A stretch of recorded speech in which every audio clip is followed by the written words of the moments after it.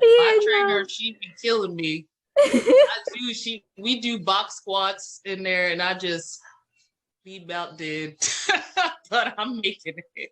And I do see an improvement. So, That's you know, good. Well, I'm glad that you finally was able to do it in person. So I know me doing it yeah. online isn't the Yeah, same as it's doing it in harder. person. This is hard. Yeah. But I'm glad And then that you're right, doing it online. they don't have the like I didn't have the weights at home either, so Yeah, it's that you need it. that Yeah, because heavier. it's kind of hard. Yeah. So I mean, which is why hopefully if you get your certification, you can be the in person one. Yes, I'm trying that is next on the list. I'm supposed to be like starting it in September. That was the goal. So we'll Take see. your time. I know, I'm like It's not going nowhere. So right. You're right.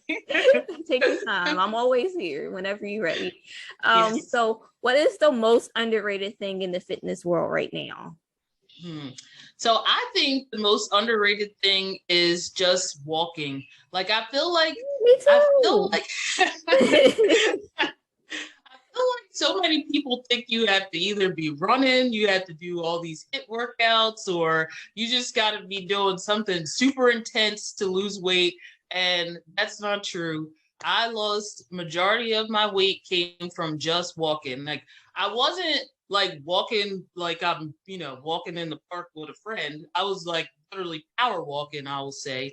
But yeah, definitely walking underrated. I really think that most people just think you have to do like something super strenuous to lose weight, and it's not necessarily true. You can just walk. I mean, I guess you can do like the slow pace walk too, but you'd probably be walking quite a few more miles to really burn a whole lot of calories. But Hmm. yeah, I'm not that well versed on that, but I imagine that if you're walking at a slower pace, you have to walk. And I didn't have that kind of time, So I got to power walk, really work up the sweat. So what is the most overrated thing in the fitness world, in your opinion? So in my opinion, I think like the waist trainers Oh and my all that. God. That's what I said last week on the podcast for last week. I said these Yes, waist trainers, yeah, they're they're the pretty devil. overrated. Yeah, I'm like I will wear a waist trainer when I walk or run on the treadmill. Not that tight because I've seen people wear it to the point where it looks like they can't even breathe. I'm Mm-hmm. like, no, I need to breathe. But I'll wear it, but mostly I think for me it just helps me to remember to keep my core tight. So that's why I like it. But I don't think like it's making your belly flat. Like literally, I it's really true. Like abs are made in the kitchen. So if you're Mm-hmm. not eating right, the waist trainer isn't going to do nothing for you. So like just forget the waist trainer. You don't need it. See, now that's coming from someone who does use it, but she doesn't Right. swear by it. There's a difference. Yeah, So, exactly. yeah, don't use the And I waist certainly trainers and swear by it. Just use it right. as a tool and don't get Mhm. upset when it doesn't work. Yes, it's not the end all be all. No, it's not. Okay, and what's one piece of advice you have for the listeners? One piece of advice. Um, I would say, like I was saying earlier, just because you have a bad day, you don't you mess up when you're eating or whatever, it doesn't mean that your journey is over and you need to throw everything out the door. Like I can remember a time this was actually on my weight loss journey where I literally like binge ate a pie, like almost ate the whole pie. And I felt bad about it. The pie was delicious. The ice cream that I had was good too. But it wasn't, oh, that doesn't mean I'm done. Like it meant tomorrow I have to eat better. This pie is about to go in the trash, the little bit that's left. So, and then we're going to do better the next day. And that was literally on my weight loss journey. So it's like I didn't give up. And the more you stick to it, the more disciplined you'll get, the more you're not going to binge eat a whole pie. The more, the more you'll learn things about tracking your calories and all that, and the healthier food choices you're going to make. So you just really have to stick with it. Like it gets better over time. Like it, not that it gets easier, because you'll still have, you'll still have some struggles, but it'll just be less and less frequent. So Mm-hmm. yeah, I think that. So just don't give up. Whatever you do, just keep sticking it out. If you have to, it's, you need to take that one day off. You took that one day off, or you took that 2 days off. That's another thing I always say. Like 2 days max. Don't go any longer than that without, because you have to develop your routine, and you have to get a set schedule. And once you get that, it's like, sky's the limit almost. Mm-hmm. So you um, don't want to get more than 2 days. Keep going. Yep. this isn't one of the questions that we went over, but for the moms that's out there, how did you make a schedule for yourself in order for you to fit in time for yourself? Because I'm pretty sure a lot of people is going to be wondering that. Like any Yeah. tips you can give for moms, or working moms, single moms, what tips did you use in order to make time to focus on your journey? Right. Yeah, it definitely was a little bit of a struggle for me too. And I guess this can go towards single moms too. I'm not a single mom, but my husband worked third shift during that time. So here I'm trying to, he's leaving out the door as I'm coming in. So I have the kids, and I'm trying to work out too, feed them everything. So I would say, like, they're closer to their bedtime when they're about to go to bed. That's when I was kind of doing the workout, where they're winding down. I'm putting my daughter, either in her pack and play to watch TV with my son, or they're just getting straight in the bed, and I'm doing my workout. So I can say I still don't know how to get around getting more sleep. It's just what it is. It's like, I haven't found out how to do that part. So it's like one hour to work, or 1 extra hour to work out, or 1 extra hour for sleep. I just used it to work out.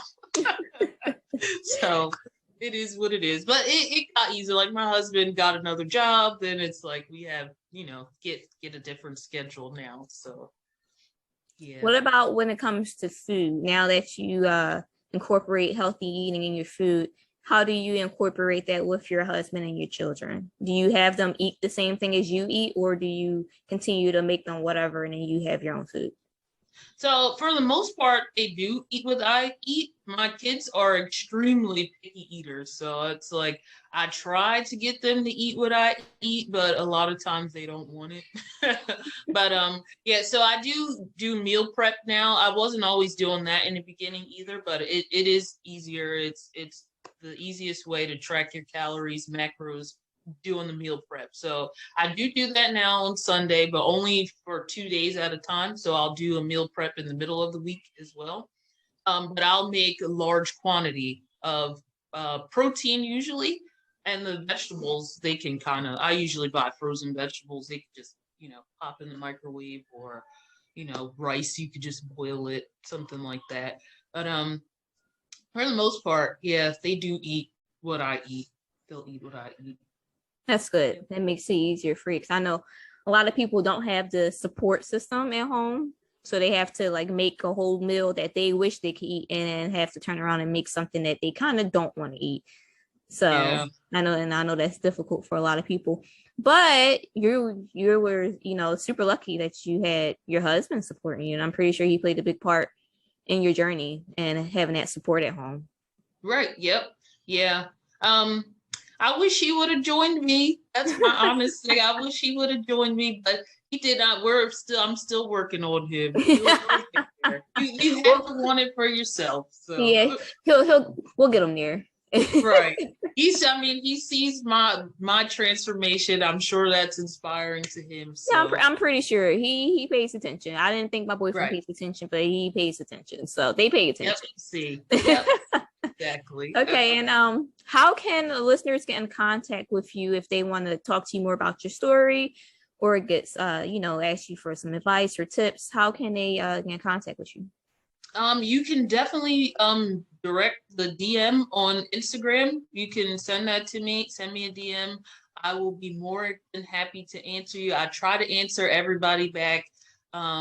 Yeah, I usually see it all. If it's a comment, like if you're leaving a comment under a picture, I could possibly miss it. I usually don't, but I could. So direct message would be easier. You can do that on Instagram. Will you link the Instagram, or you want me to actually? No, I'll link the Instagram underneath the description for wherever we Instagram and Facebook and on YouTube when we upload this to YouTube. So, but just so they can know, do they search your name? Can you search my name on Instagram? I don't think so. I don't think I have my last name on there. Okay. Is that what you mean? Like search first and Yeah. last? I don't think my last name is on Instagram. I think you Okay. can do it from the Instagram. Okay. Oh, Yeah. well, we'll put her handle in the description Sorry. box. So I tried to be a little private on Instagram, but I it's know like it's okay. It's all right. But it's my last name's out there now. It's like whatever.